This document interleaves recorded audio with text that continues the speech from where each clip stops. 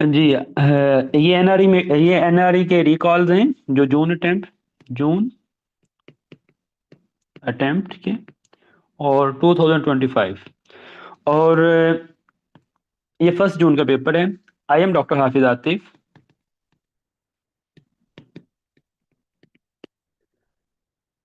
Research fellow at Duke University USA and CEO first aid medicine platform.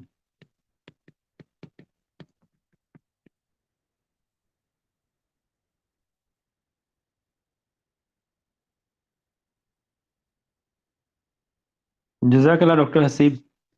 तो first aid medicine platform ने ये paper आपके लिए compile किया है और जो पहला एमसीक्यू है ये 1 जून के पेपर का, वो है which of the following is most common causative agent in urine tract infection. तो most common cause of urine tract infection, ये तो इंतहाई आसान एमसीक्यू था। इकोलाई है। तो E coli the most common organism causing UTI. 90% community acquired जो cases होते हैं वो इससे होते हैं। प्रोटियस भी कहा था लेकिन ये लेस कॉमन कॉज है, लेकिन ये जब ये स्टोन फॉर्मेशन में भी रोल प्ले करता है। और एक और बैक्टीरिया है स्टेफिलोकोकस सेप्रोफेटिकस, लेकिन ये यंग वोमेन में मोस्ट कॉमन कॉज ओवरऑल यही है इकोलाई। लेकिन जब अगर हिस्ट्री हो किसी सेक्सुअली एक्टिव वोमेन की, यंग वोमेन हो, तो फिर आप जो है वो स्टेफिलोकोकस सेप्रोफेटिकस की तरफ जाते हैं। उसके बाद जो एमसीक्यू है वो आपका है सुप्रावेंट्रिकुलर टैकीकार्डिया। तो सुप्रावेंट्रिकुलर टैकीकार्डिया करने से पहले मैं आपको ये एमसीक्यू आपको आपको याद होगा कि जब हम एनआरई मेडिजी के सेशन हो रहा था तो सुप्रावेंट्रिकुलर टैकीकार्डिया को हमने डिटेल से किया था। किसको याद है? तुम्हें याद होगा ना याद हो, मुझे याद है जरा जरा।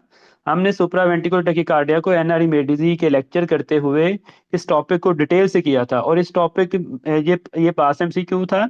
और इसके पॉसिबल जितने भी एमसीक्यू बन सकते थे वो मैंने करवाए थे। याद है आपको? किस किस को याद है जो हमने एनआरई मेडिसिन में ये एमसीक्यू करते हुए मैंने ये कंप्लीट टॉपिक करवाया था? मैंने कहा था इसके पोटेंशियल एमसीक्यू जितने भी बन सकते हैं वो बताए थे।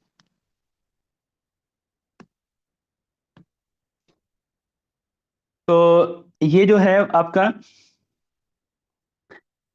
जो सुप्रावेंटिव टैकीकार्डिया का मतलब ये होता है कि वेंट्रिकल से ऊपर, यानी कि ये जो एट्रिया है इसकी जो ये टैकीकार्डिक हो जाता है। इसका हार्ट रेट, इसका रेट बढ़ जाता है कॉन्ट्रैक्ट करने का। तो क्लिनिकल जो पेशेंट प्रेजेंट करता है वो सडन पल्पिटेशन के साथ और रेगुलर रैपिड हार्ट रेट होता है इसमें।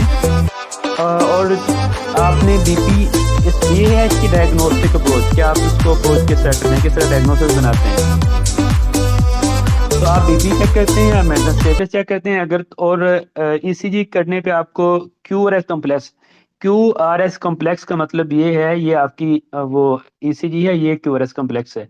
तो क्यूआरएस ये कॉम्प्लेक्स नैरो मिलता है। तो क्यूआरएस कॉम्प्लेक्स नैरो मिलता है, आपको हार्ट रेट जो है वो 150 टू 100 से अबव मिलता है। और आपको नो क्लियर पी वेव, आपको ईसीजी पे पी वेव सही तरह दिखाई नहीं देती। ये इसकी डायग्नोस्टिक अप्रोच है। जो इसका रिस्पॉन्स है, जो ट्रीटमेंट है, वो दो तरह का होता है। ये एनआरई मेडिसिन के लेक्चर्स में मैंने इसी तरह एक टेबल बनाया था और आपको बताया था। तो मैंने कहा था हीमोडायनेमिकली स्टेबल पर्सन और हीमोडायनेमिकली अनस्टेबल पर्सन। जो स्टेबल पर्सन होता है उसका जो फर्स्ट स्टेप होता है वो आपने वेगल मैनूवर करना होता है, ठीक है। और केरोटिन मसाज करते हैं जिसमें, और केरोटिन मसाज करने पे आपका हार्ट रेट स्लो हो जाता है। अगर आपका वेगल मनोवर फेल हो जाए, ठीक है, यानी कि आपने केरोटिन मसाज किया, उससे वो पर्सन ठीक नहीं हुआ, तो फिर आप अडीनोसिन देते हैं। ये ड्रग ऑफ चॉइस है सुप्रावेंट्रिकुलर टैकीकार्डिया में। इसका जो ड्यूरेशन होता है वो बहुत शॉर्ट होता है।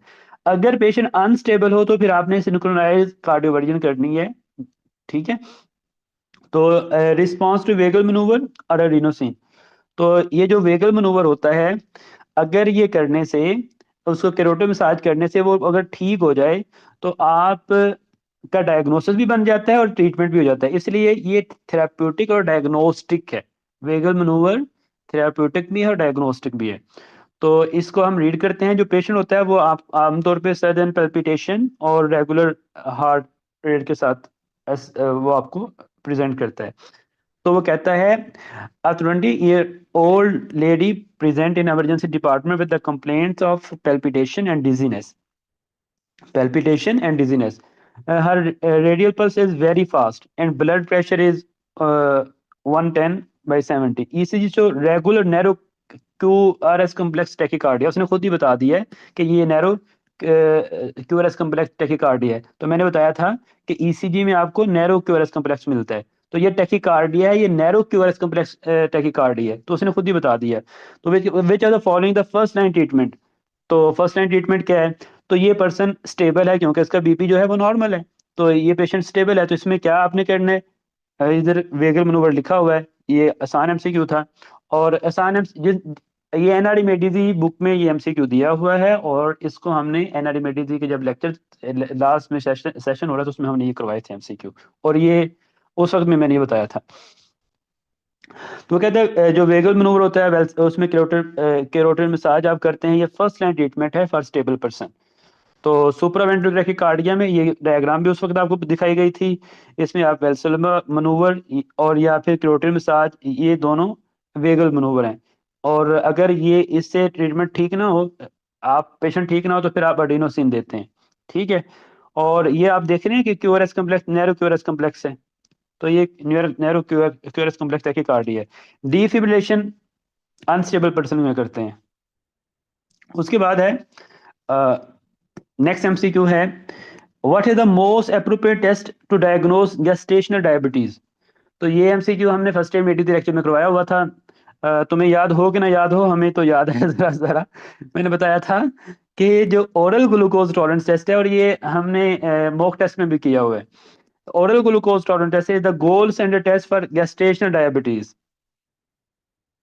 और ये परफॉर्म करते हैं 24 to 28 वीक पे। तो वो कहता है गेस्टेशन डायबिटीज के लिए कौन सा टेस्ट सबसे बेस्ट है, तो वो आपका जो ओरल ग्लूकोज टॉलरेंस टेस्ट है, ठीक है।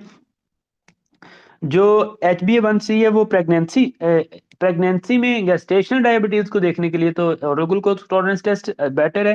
वैसे आपको पता है कि हमने किसी को डायग्नोसिस करना हो डायबिटीज के लिए, तो उसमें HbA1c 126 ग्राम पर डेसीलीटर से ज्यादा हो तो हम उसको डायग्नोसिस बनाते हैं उसका नॉर्मल डायबिटीज का। लेकिन इसमें क्या है, गेस्टेशनल डायबिटीज, यानी कि प्रेगनेंसी में उसका वो डायबिटिक हो गई है। उसके बाद है आपका MCQ, which of the following is the most common lipid abnormality in type 2 diabetes mellitus. तो टाइप 2 डायबिटीज मेलाइटिस में लिपिड एबनॉर्मेलिटी क्या होती है? आपको पता है जिन लोगों ने हाइपर स्टेप 2 सीके के लेक्चर सुने हुए हैं उनको याद होगा, क्योंकि ये फर्स्ट एड से ये एमसीक्यू ये नहीं होगा आपका, ये आपका फर्स्ट स्टेप 2 सीके से है। तो फर्स्ट स्टेप टू सीके में जो जिन स्टूडेंट्स ने हमारे लेक्चर सुने हुए हैं उनको आपको पता होगा कि जो डायबिटीज मेलाइटिस है वो कार्डियोवैस्कुलर डिजीज का रिस्क बढ़ाती है।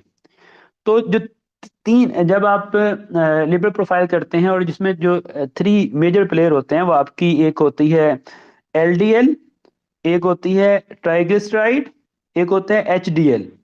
तो जो HDL है ये हार्ट के लिए हेल्दी होती है, HDL हेल्दी होती है।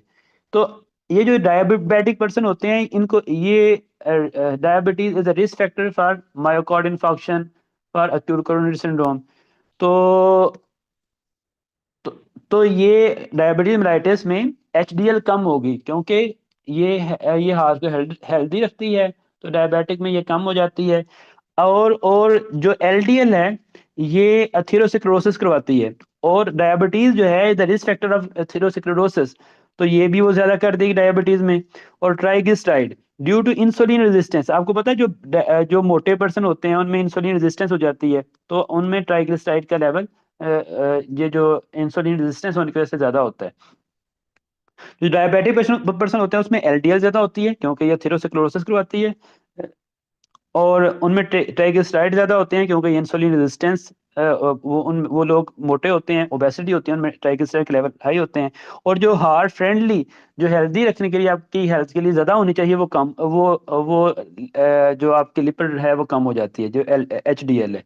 तो इसका आंसर जो है वो आपका सही आंसर है कि हाई एलडीएल ये डायबिटिक पेशेंट में हो जाता है, और उसमें उन लोगों में हाई ट्राइग्लिसराइड होते हैं और लो एचडीएल होते हैं।